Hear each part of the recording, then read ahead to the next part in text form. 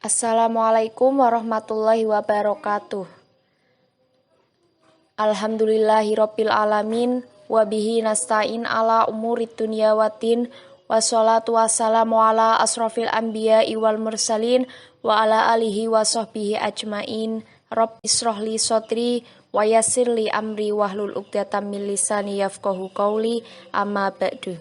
Yang terhormat Bapak Imam Faizin selaku dosen mata kuliah ilmu kalam, yang tidak ketinggalan pula teman-teman yang saya sayangi. Pada pertemuan kali ini kita akan membahas mengenai aliran Mu'tazilah dan pemikiran-pemikirannya.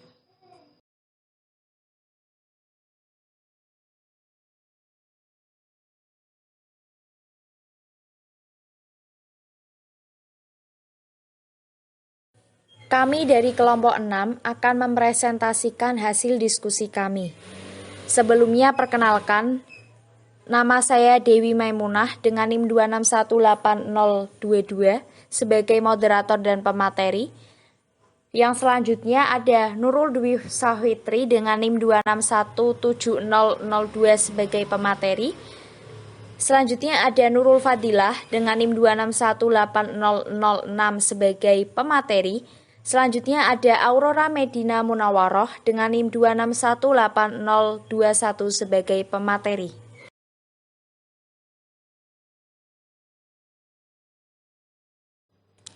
Memasuki materi yang pertama, yaitu sejarah munculnya aliran Mu'tazilah, yang akan disampaikan oleh saya sendiri. Aliran Mu'tazilah lahir sekitar abad kedua Hijriyah di kota Basrah, dan kata Mu'tazilah berasal dari kata i'tazilah yang berarti berpisah atau memisahkan diri. Dan Mu'tazilah merujuk pada dua golongan. Golongan pertama muncul sebagai respon politik murni, dalam artian menengahi pertentangan antara Ali bin Abi Thalib dengan lawan-lawannya. Nah, kaum netral inilah yang disebut sebagai kaum Mu'tazilah, karena mereka menjauhkan diri dari pertikaian masalah khilafah. Golongan kedua muncul sebagai respon persoalan teologis yang berkembang di kalangan Khawarij dan Murji'ah karena peristiwa tahkim. Golongan Mu'tazilah ini muncul karena mereka berbeda pendapat dari golongan Khawarij dan Murji'ah tentang pemberian status kafir kepada orang yang berbuat dosa besar.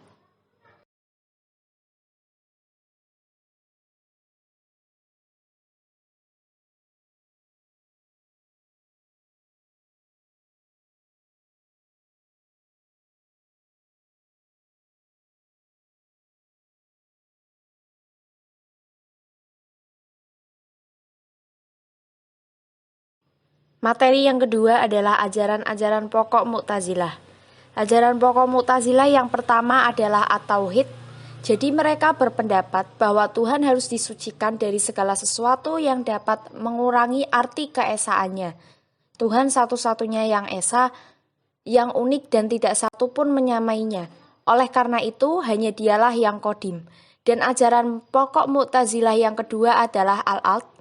Dalam menafsirkan keadilan, mereka mengatakan sebagai berikut, yaitu Tuhan tidak menghendaki keburukan dan tidak menciptakan perbuatan manusia. Manusia bisa mengerjakan sendiri segala perintahnya dan meninggalkan segala larangannya dengan kodrat atau kekuasaan yang dijadikan oleh Tuhan pada diri mereka. Ia hanya memerintahkan apa yang dikehendakinya. Ia menghendaki kebaikan-kebaikan yang ia perintahkan dan tidak campur tangan dalam keburukan-keburukan yang dilarang.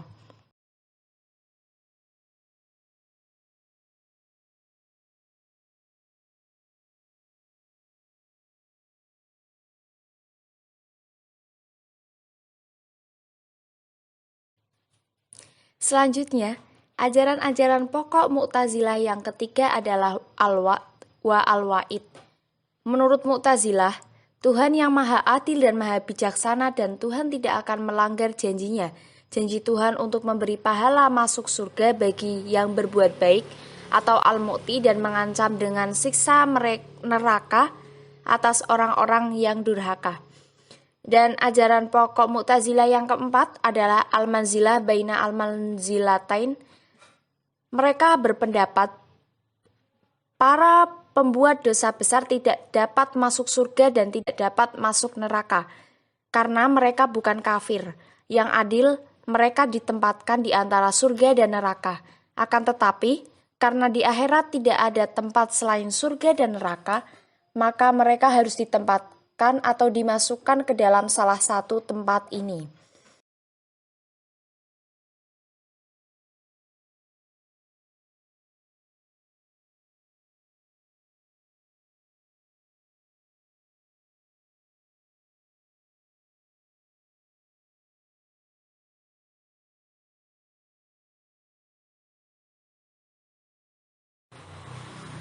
Selanjutnya, ajaran-ajaran pokok Mu'tazilah yang kelima adalah al-amr bin al-ma'ruf an-nahyan al-munkar. Mereka berpendapat, ajaran dasar yang kelima ini perintah berbuat baik dan larangan berbuat jahat, dianggap sebagai kewajiban bukan oleh kaum Mu'tazilah saja, tetapi juga oleh golongan umat Islam yang lainnya. Perbedaan yang terdapat antara golongan-golongan itu adalah tentang pelaksanaannya. Kaum Mu'tazilah berpendapat bahwa seruan berbuat baik dan larangan berbuat buruk sebaiknya dilakukan dengan lemah lembut, akan tetapi sewaktu-waktu jika diperlukan dengan kekerasan, mereka akan melakukan kekerasan. Materi selanjutnya yaitu tokoh-tokoh dan pemikiran aliran Mu'tazilah. Mu'tazilah Basra itu sendiri dibagi menjadi 3 masa. Masa awal Mu'tazilah yakni Mu'tazilah pada masa Wasil bin Atha dan Amru bin Ubaid. Masa pertengahan atau masa yang kedua adalah yakni pada masa Abu al-Hudail, al-Alaf dan an-Nazam. Masa yang akhir yakni pada masa Abu Ali al-Jubai dan Abu Hasim bin al-Jubai.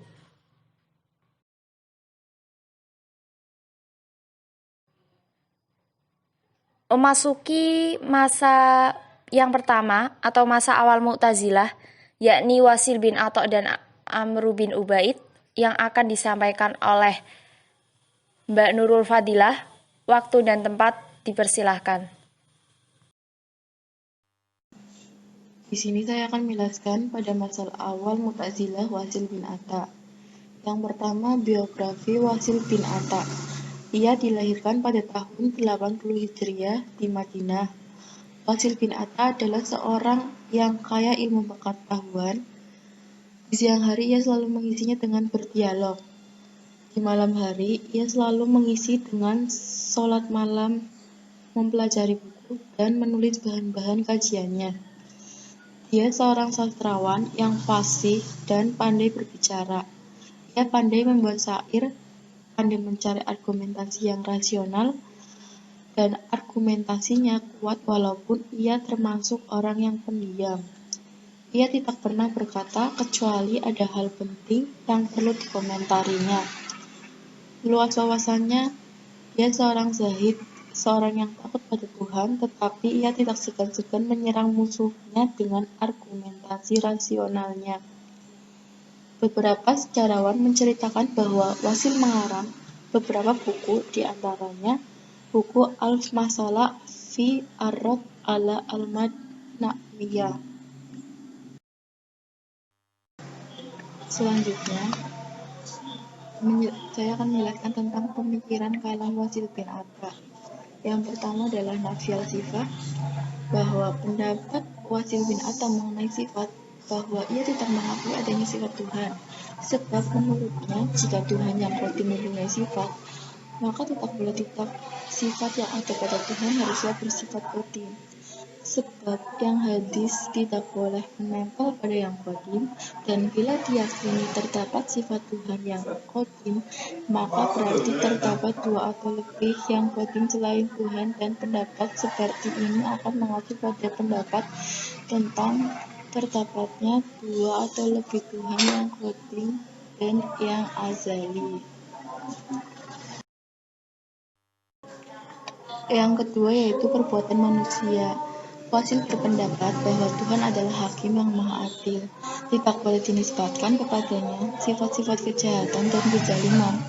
Dia tidak boleh menghendaki hambanya melakukan kejahatan yang bertentangan dengan perintahnya. Dia tidak boleh memaksakan perbuatan kepada hambanya, lalu ia menghukuminya. Yang ketiga yaitu politik. Pendapat mengenai orang-orang yang terlibat dalam perang Jamal dan Siffin menurutnya adalah salah satu dari kedua kelompok ini pastinya bersalah, namun tidak jelas siapa yang bersalah dan siapa yang benar. Selanjutnya, menjelaskan tentang masa awal Mu'tazilah pada Amru bin Ubaid. Yang pertama pada biografi Amru bin Ubaid. Namanya adalah Abu Usman Amr bin Ubaid. Dia dilahirkan di tahun yang sama dengan Wasil bin Atta, yaitu pada tahun 80 Hijriah. Amr bin Ubaid dilahirkan di Irak. Dia bergabung dalam majelis Al-Hasan Al-Basri dan berguru padanya. Amr bin Ubaid terkenal sebagai seorang yang tidak tamak harta. Amr bin Ubaid berkulit sawo matang dan di antara dua matanya terdapat noda kehitaman akibat bekas sujud. Dia seorang pemalu, dia selalu mencari tempat duduk di pojok, banyak mendiam diri, sedikit berbicara, dan beraktivitas yang menandakan dia banyak bertafakur dan berpikir.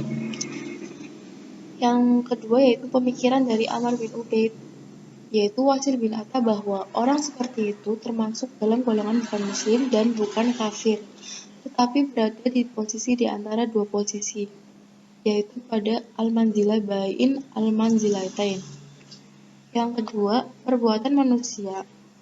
Dia sependapat dengan Wasil bin Atta bahwa manusia mempunyai kekuasaan dan kekuatan serta memiliki andil yang amat efektif dalam mewujudkan perbuatannya.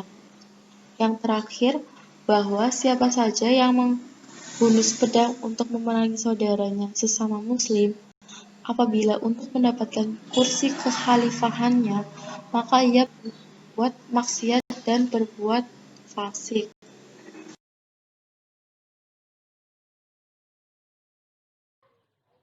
Memasuki materi selanjutnya yaitu masa pertengahan. Pada masa Abu Al-Hudail Al-Alaf dan Al-Nazam, yaitu akan disampaikan oleh Mbak Nurul Dwi Safitri. Waktu dan tempat dipersilahkan. Biografi Abu Al-Hudail Al-Alaf. Nama lengkapnya adalah Abu Al-Hudail Muhammad bin Al-Hudail bin Abdul Allah bin Mahlul Al-A'laf Abdul Al-Qais. Abu Al-Hudail Al-A'laf dilahirkan pada tahun 135 Hijriah. Beliau dilahirkan di kota Basrah. Ketika beliau berusia 69 tahun, beliau pergi ke Baghdad atas undangan Al-Ma'mun. Tetapi ia tidak menetap di sana, tapi pindah ke kota Samara dan wafat di sana. Abu Al-Hudail Al-A'laf termasuk anak yang cerdik, cerdas, dan pandai. Ini terbukti akan kepiawaiannya dalam berdebat melawan seorang Yahudi yang bisa dikalahkannya. Atas kekalahannya ini, orang Yahudi tersebut meninggalkan Basrah. Kepiawaian Abu Al-Hudail Al-A'laf dalam berdebat dan penguasaannya dalam bidang keilmuan menjadi pertimbangan bagi Al-Nu'man untuk menjadikannya sebagai ketua majelis seminar yang dialokasikan di Bait Al-Hikmah.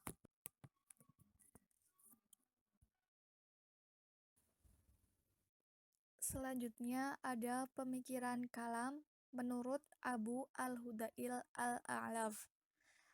Yang pertama, zat dan sifat. Zat Tuhan yang esa, tak ada yang menyamainya sama sekali.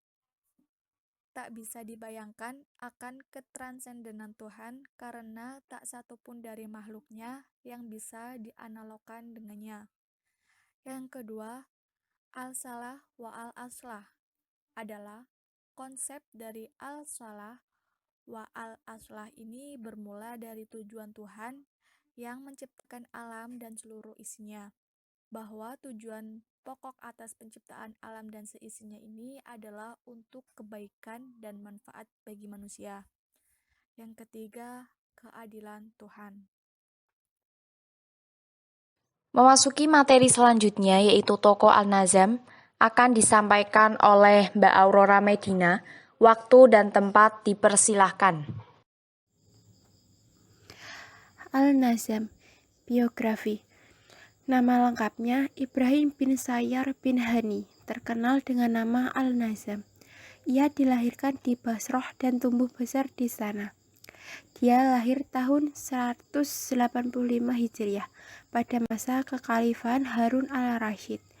Ia wafat tahun 221 Hijriah.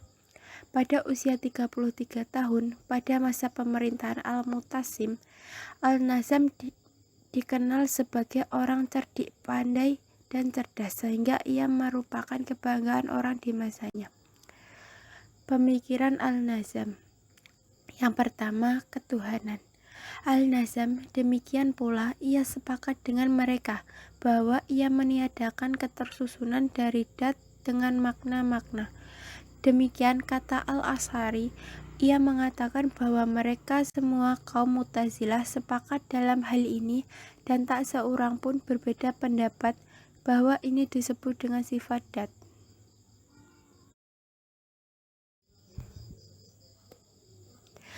Yang kedua yaitu iradah.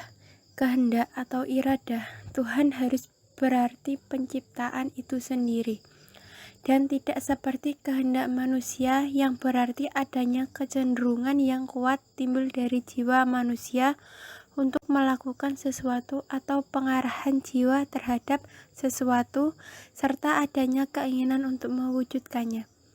Bagi Al-Nazam, kehendak Tuhan memiliki berbeda makna tergantung dari hubungan yang berkaitan dengannya. A. Bila kehendak tersebut berhubungan dengan penciptaan sesuatu atau berhubungan dengan perbuatannya, maka kehendak berarti menjadikannya. B. Bila kehendak berhubungan dengan perbuatan manusia, maka kehendak berarti memerintahkan manusia untuk memperbuatnya. C. Bila kehendak berhubungan dengan sesuatu yang belum terjadi seperti hari kiamat, maka kehendak berarti memberitahukan dan menentukan.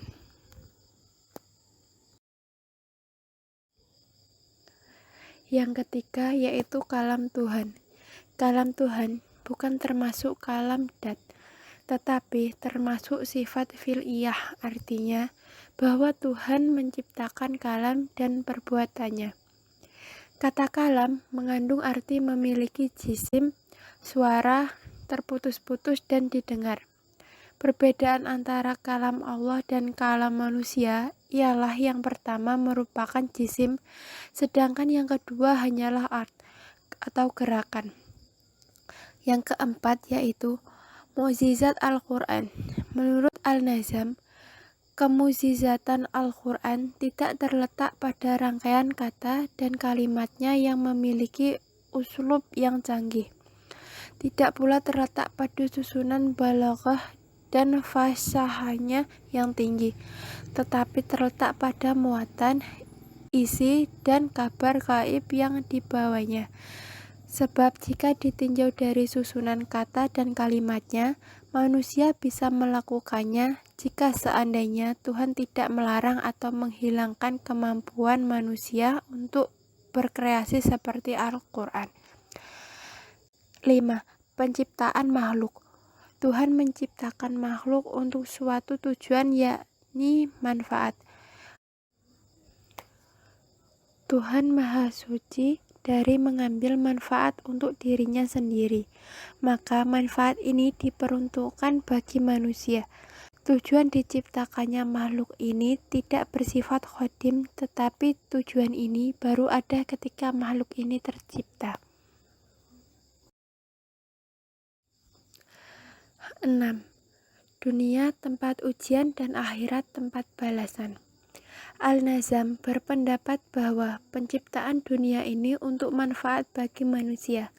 Menurutnya, pahala hanya didapat hamba di akhirat, sedangkan kebaikan yang didapat seorang mukmin di dunia hanyalah sekedar representasi dari kecintaan dan perwalian Tuhan kepada hambanya yang saleh, bahwa kebaikan yang diterima hamba di dunia agar mereka bertambah imannya kepada Tuhan dan untuk memberinya ujian agar bisa bersyukur kepada Tuhan. 7. Konsep manusia. Manusia, menurut Al-Nazam, adalah semata-mata spiritual atau rohani. Roh merupakan jisim halus yang menyelinap ke dalam tubuh kasar manusia. Roh merupakan jisim halus bisa mempunyai kekuatan menyelinap ke dalam tubuh kasar tanpa terasa. Roh itu hidup dan memiliki kekuatan dan kemampuan berbuat apa saja, kecuali ketika tubuh sedang sakit, maka rohnya menjadi lemah. 8. Tafroh atau lompatan. Al-Nazam menyatakan bahwa dunia ini terdiri dari atom tak terbatas yang masih bisa terus dibagi-bagi tak ada hentinya, sampai pembagian ini tak berujung dan hanya ada dalam pikiran. Ini menyebabkan munculnya dunia tak terbatas. 9. Al-Qumun wa al-Zuhur atau sembunyi dan tampak. Menurut Al-Nazam, semua alam dan seisinya ini dijadikan sekaligus sejak dari sananya. Nabi Adam dan seluruh anak cucunya sudah tercipta bersamaan dengan terciptanya alam. Menurut Ibnu Rawandi, Al-Nazam mendasarkan pendapatnya pada sebuah hadis konon dari Nabi yang berbunyi, suatu ketika Tuhan mengusap punggung Adam dan mengeluarkan anak cucunya berupa bijian. Bahwa seorang anak keturunan Adam datang kepada Adam. Maka dia melihat seorang lelaki cakap. Lalu ia bertanya, "Wahai Tuhanku, siapa orang ini?" Tuhan menjawab, "Ini adalah anakmu bernama Daud. Kalau terlihat ayah lebih dulu ada dan muncul dan anak baru muncul, kemudian itu hanya masalah waktu. Bahwa ketika ayah sudah lahir dan muncul, sedangkan anak baru muncul beberapa tahun kemudian. Ketika itu anak masih disembunyikan, kumun, sedangkan ayah sudah muncul sebelum anak lahir, zuhur. Paham ini merupakan adopsi paham idealisme Plato."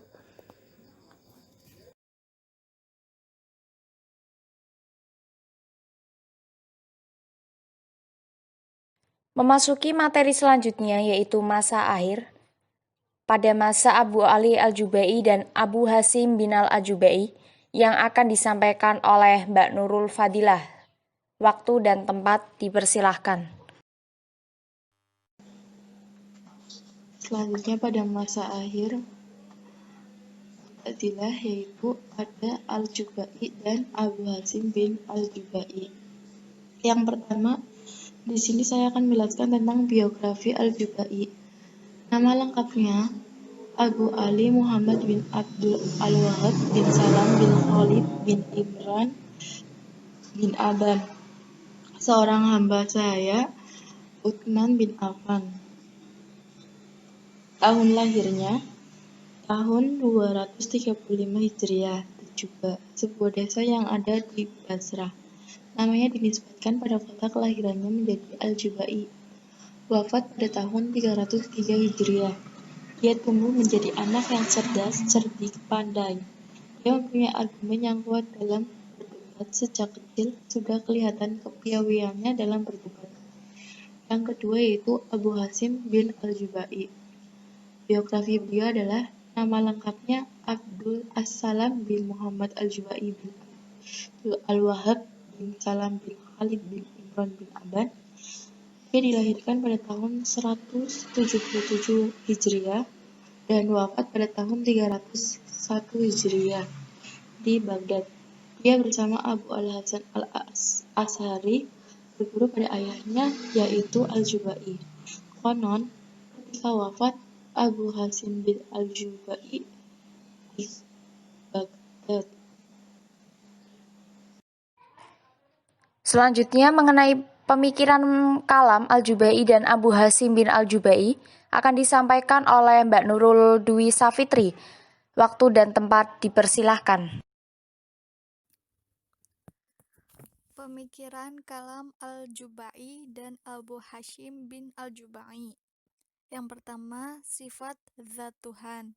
Berpendapat bahwa Tuhan mengetahui melalui zatnya, berkuasa melalui zatnya, berkehendak melalui zatnya, hidup melalui zatnya, dan seterusnya. Yang kedua, sifat perbuatan Tuhan. Al-Jubai dan Abu Hashim bin Al-Jubai sepakat tentang sifat-sifat perbuatan Tuhan. Sifat-sifat perbuatan ialah sifat-sifat yang Tuhan bisa disifati dengannya atau dengan kebalikannya, dan berkuasa atasnya. Misalnya, kehendak Tuhan bisa disifati dengan berkehendak atau tidak menghendakinya. Suka Tuhan bisa suka ridha atau marah. Adil Tuhan berbuat adil atau sewenang-wenang. Tuhan belum disifati dengan sifat af'al ini sebelum Tuhan melakukan perbuatannya. Yang ketiga, Tuhan Maha Mendengar dan Maha Melihat. Al-Jubai memahaminya bahwa Tuhan itu hidup dan tidak ada yang cacat dan kekurangan sesuatu apapun juga. Sedangkan menurut Abu Hashim bin Al-Jubai, memahaminya sebagai Tuhan dalam keadaan mendengar dan dalam keadaan melihat.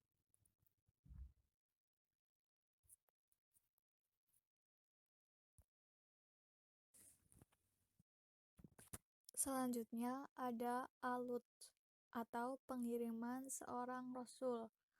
Menurut Al-Jubai, barang siapa yang mengetahui Allah Al-Ba'ari Ta'ala dan beriman kepadanya dengan menggunakan sarana pengiriman rasul adanya al-lutfi, maka pahalanya sedikit, sebab ia tidak bersusah payah dalam usahanya mencari hidayah.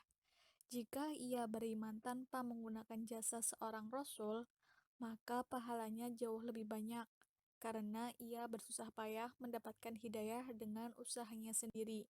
Demikian halnya dengan perbuatan baik. Abu Hashim bin Al-Jubai tidak sepakat dengan pendapat ayahnya.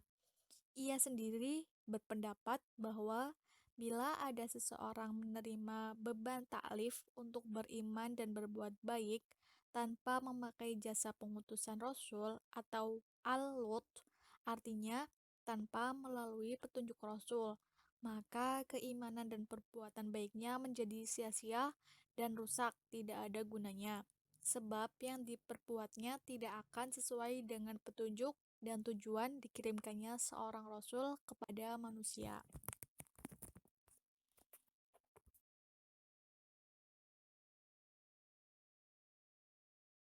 Itu saja yang dapat kami sampaikan. Terima kasih. Wallahul muwaffiq ila aqwamit thoriq. Wassalamualaikum warahmatullahi wabarakatuh.